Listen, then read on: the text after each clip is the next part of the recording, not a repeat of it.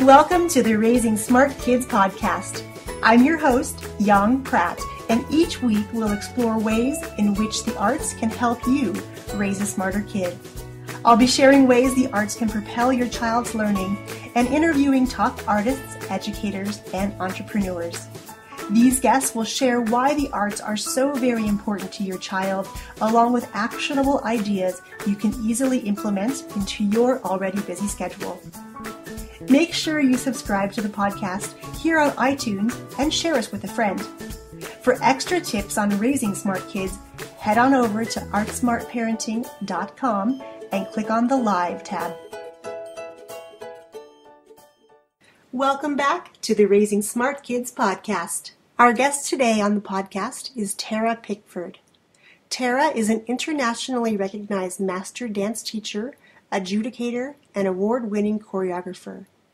A dance teacher of 21 years and owner of Ambition Performing Arts in Airdrie, Canada for 13 years, she holds a bachelor's degree in kinesiology with a major in mind sciences, along with teaching certifications for ADAPT, Gilbert, and Acrobatic Arts. The mother of two daughters, 7 and 10, Miss Tara truly believes in the power of dance and has worked with the Wild Rose Dance Association for 21 years to raise and distribute over $50,000 in scholarships to local dancers in her area. Tara and I have known one another for a number of years now, and she's currently on location here in beautiful Elko, Nevada, to work with my staff as well as my students at Academy of the Arts. I am so excited you're here today on the show, Tara, and welcome. Hi, thank you so much for having me. And we're actually recording this episode live, which is a fun occurrence for both of us as we're sitting upstairs in my office during Tara's visit. It's been a fun time being here. I've had a great time working with your staff, and I'm looking forward to working with your students. Excellent. Well, Tara is a wealth of information, and I'm so privileged that she took time out of her schedule to come and visit us, and so you are in for a real treat today in our conversation. So Tara, let's go back to the beginning, and let's talk about your journey into the arts and how it's shaped your life. I started quite young. I was 3 years old when my mom registered me for my first dance class, and she noticed in me that I was a very busy child, that I needed something to keep me going, to keep me occupied. I was a highly scheduled kid. I was that kid that needed to be doing something every day. I used to figure skate before school. I danced after school. I was in Girl Guides. I played an instrument. I was on the ball team. I played some soccer. So I've done a lot of things. And I think now what you would say is kids like me are considered to be gifted. And that was something that when I was a little kid was a very foreign thing. Parents didn't really have that information at their fingertips. So my journey started really young. And by the time I was in junior high school, grade 7, I made the decision that dance was what I wanted to spend most of my energy on. And from there, I have now had a career of teaching for 20 years and owning my own business and serving many families from across the province I live in. So what was it about dance that really made you say, yes, I want to do this and not do all those other activities you were involved in? It was the expression. Absolutely. It was just the expression of the arts. When you're on a ball team, you get your turn every once in a while. It's your turn to bat. Every once in a while, depending on the position you play, maybe the ball comes to you, maybe it doesn't. For me, I needed to be in it. I needed to be in it all the time. So I taught myself to be the pitcher so that I could be moving all the time. So at the end of the day, it's the movement, it's the expression, it's being right in there, it's being involved, it's being emotionally challenged every time you put foot to floor.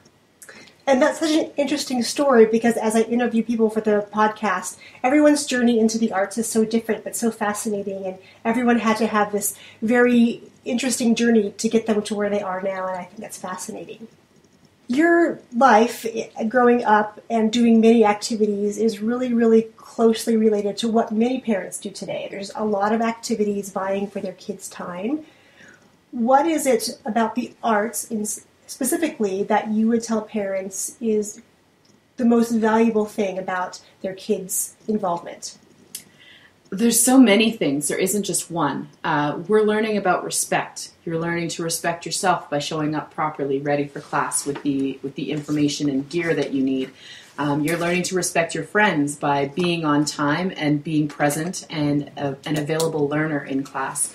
You're respecting the space by treating it properly and having the correct footwear on. You're respecting the teacher who's there to give you their knowledge. There's so much about just respect that you learn, that you carry with you. So you learn that when you're 3 or 4, that at the end of the class you thank someone for teaching you some information. And as you move forward in life, it becomes thanking people for interacting with you, for giving of themselves, for providing you with more value in your life than you had before you ran into them earlier that day. So I think the first and foremost thing is a respect thing. And beyond that, you're learning to be a valuable person because of that respect. And I think respect is such a hot button topic today, because I feel like sometimes as a parent, as an educator, that little bit sort of is missing sometimes. And to have you talk about that's one of the most important lessons to be learned is really quite eye-opening, I think, for some parents as we strive to get our kids to that place where they're learning the respect and how is the proper way to do that. So thank you for sharing that. Absolutely. And here on the podcast, we're all about helping parents raise smarter kids using arts as a vehicle. Given your experience and being a mom of 2 little girls too, what is it about the arts that you think can help parents raise smarter kids? I think the lessons from being in class, depending on the style of dance that your child is learning, there is an element of memorization, and there's an element of taking information from a previous class and continuing to apply it moving forward so that you can move forward with your knowledge and your skill set. And I think there's an element of teamwork.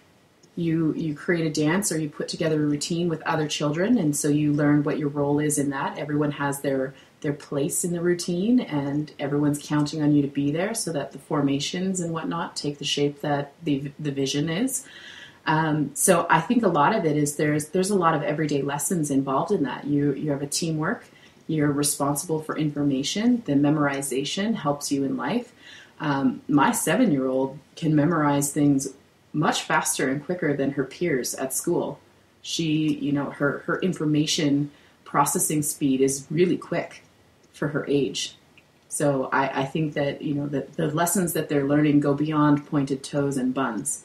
They're, they're taking themselves to a much bigger place where they can read a book and retain that information and present it at school. They can create presentations and not fear standing in front of a group to present it.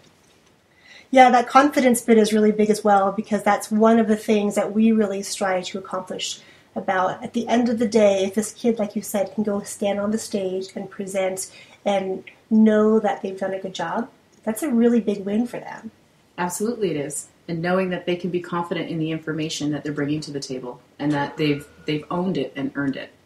Yes, and I think that you mentioned earlier about being able to retain information a little faster, because in classes we're asking them to use their brains to process and to retain that information for a long period of time. So that absolutely translates into them being able to take those skills to school, which is really a big deal for them. Absolutely. These are not just skills for a dance classroom. They are life skills that they are learning. Absolutely. Yep. The life skills that transcend what we can do in our 4 walls and how it affects and impacts the whole rest of their life in school and in the community is huge. Absolutely.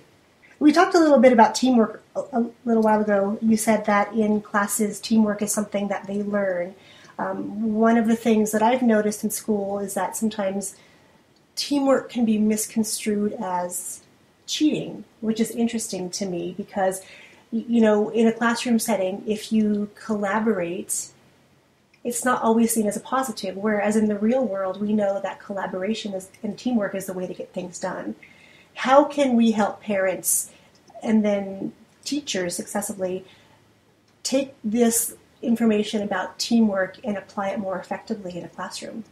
I would say there's a lot of dynamic that happens inside of a team situation. So what we're teaching our kids is how to work with people who do pull their weight and people who don't. And you're working with people who their idea has to be the one and people who don't bring an idea and everything in between. So from a teamwork perspective, they're learning to work with too many chiefs, not enough chiefs. And I think that that's absolutely a skill that happens to be useful every single day. I'm on a staff where, everyone brings something different to the table. And sometimes they bring it and sometimes they forget it. And you still push forward and you still have this team that you work with. So this is not something that teachers do because maybe they're lazy or they don't want to mark 10 projects, they want to mark one.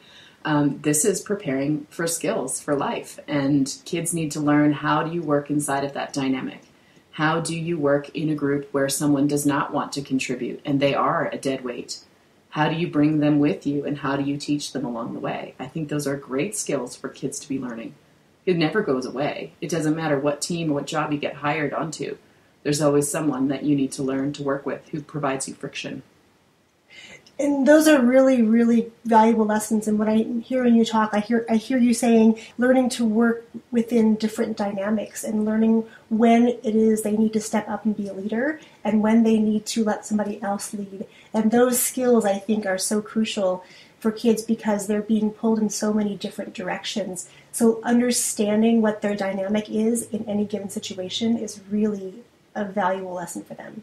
Absolutely. And your self-worth can't be tied to your idea being the one that is used. Your self-worth needs to be tied to what you are contributing and how you're helping everyone else to move forward as well. And it's not always you being the leader that provides that skill.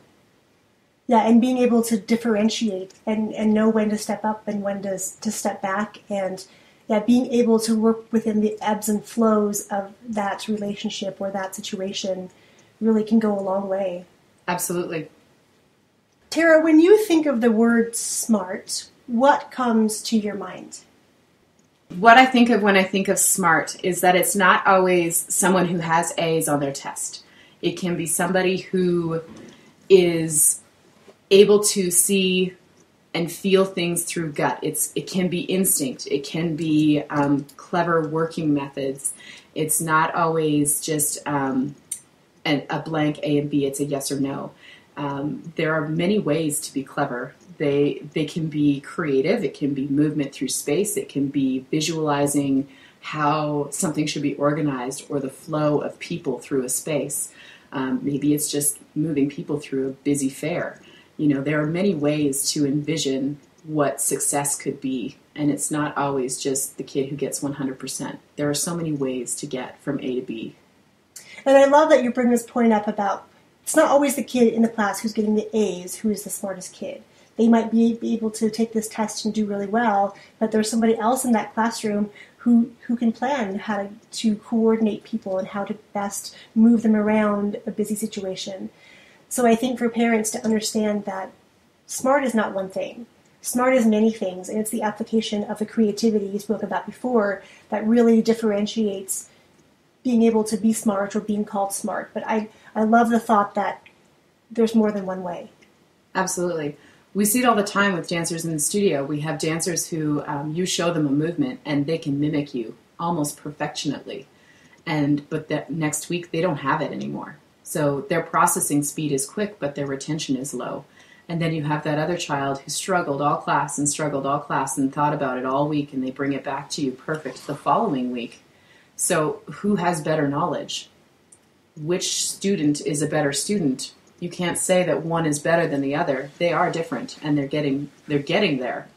They're making it from A to B, but they got there in totally different ways. And this is such a good lesson, too, because as we think about being parents and the frameworks that the doctors and the educators give us on how our kids are going to learn, it's never cut and dry, black and white, a straight line. For some kids, that may be the case, and they're going to meet every milestone along the way. For some kids, they'll jump ahead 4 steps, learn that thing, and come back and learn the other things that they skipped over previously. And really, for parents, that's nothing to fear. It is just having the understanding that we need to have patience with our kids and allow them to explore and learn in their own ways. Absolutely. And I think that's what the arts is bringing that schools can't, is schools are teaching only a certain way. If you can't sit in a desk and learn, then you're going to struggle. But the arts provides kids all kinds of ways. We sing it to them. We move it to them. We show it. We tell it. There's music involved, there's counting, there's percussion. There's so many ways to learn. That's why every child who's in the arts is touched in a way. They're touched. There's so many ways to learn that schools don't provide. Right. So if there are parents listening right now and they're saying, gosh, my kid is having some difficulties in school maybe, or maybe they're even doing well, but there has to be something else for their kid to do. How would you instruct them on finding a place that's going to be a good fit for their kids to learn the arts? I would be looking for the small things. What are they doing with their spare time? Are they doodling? Are they drawing? Maybe they love to paint. Are they constantly moving? Maybe they're kinesthetic and they just need to be moving.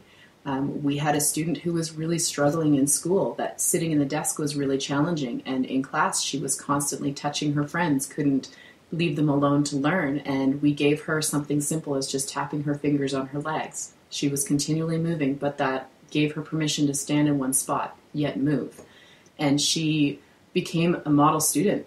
And she took that skill set with her into the classroom at school. And instead of jumping out of her desk and distracting everyone all day long, she's tapping her fingers on her leg quietly. And she is now a great student. Her marks have gone up. Her life is so much better. She's no longer that kid that's always in trouble, or that kid who's always on the move and is always troublesome.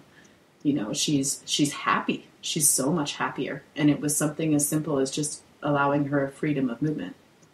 And really that goes back to the whole reason this podcast exists, is that there are such little tiny things we can do that we think may be insignificant. You've given her the ability and the coping mechanism to be able to move her body, yet really be able to be focused and maintain and learn in a situation where if she were moving would lead to some struggles down the road. Absolutely. She now has a skill set where she can sit in a chair and appear to be doing what everybody says she should be, which is to sit in that chair, but she is silently moving her fingers along the side of her leg, and it has improved her ability to concentrate. I wish every teacher in the classroom would just take this tip and do a quick little assessment of their kids and look at those kids who are moving a lot, who need that sensation, and give them this tool, because I think that would transform a lot of classrooms across not only this country, through Canada, really worldwide.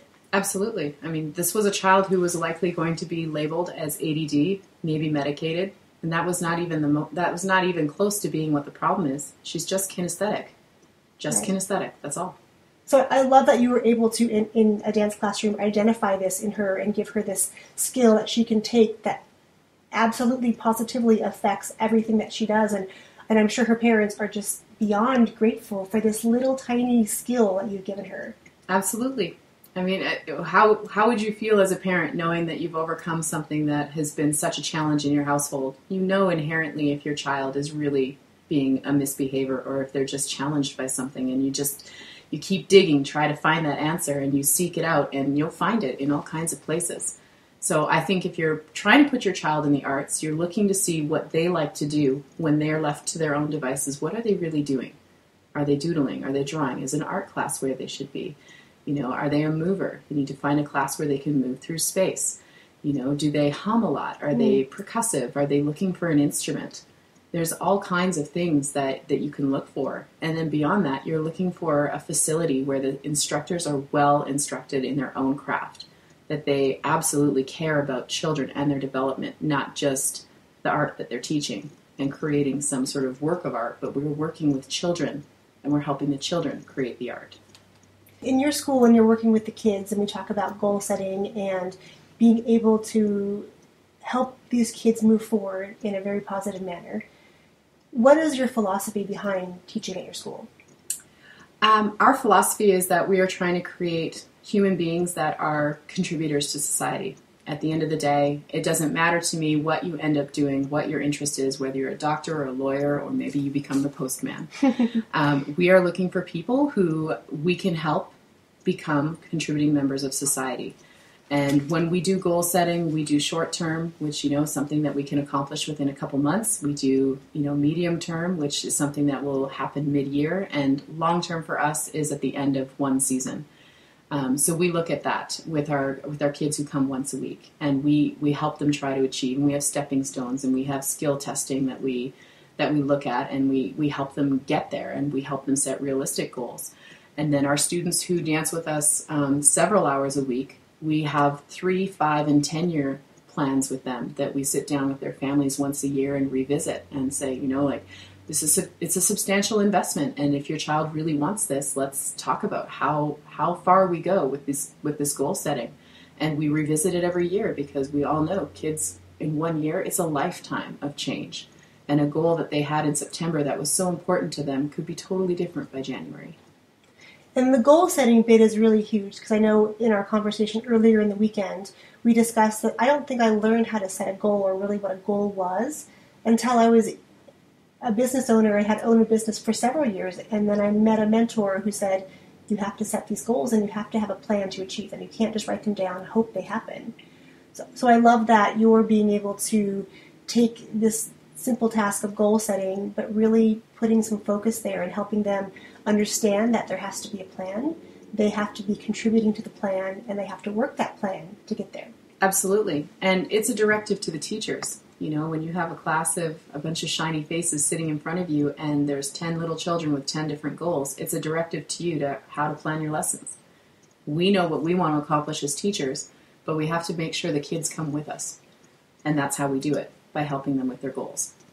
All right, Tara, what is the best way for our listeners to get in touch with you? Maybe they want to learn more about your teaching philosophy, or talk to you about how they might help their kids be better goal setters. How can they best reach you?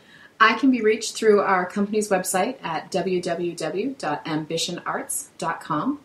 I can also be found on Facebook at Tara Pickford, and I would love to have a conversation with parents about the arts. I think that it's so important. Obviously, it's my life's work, and I fully believe in it. My children are absolutely invested in it.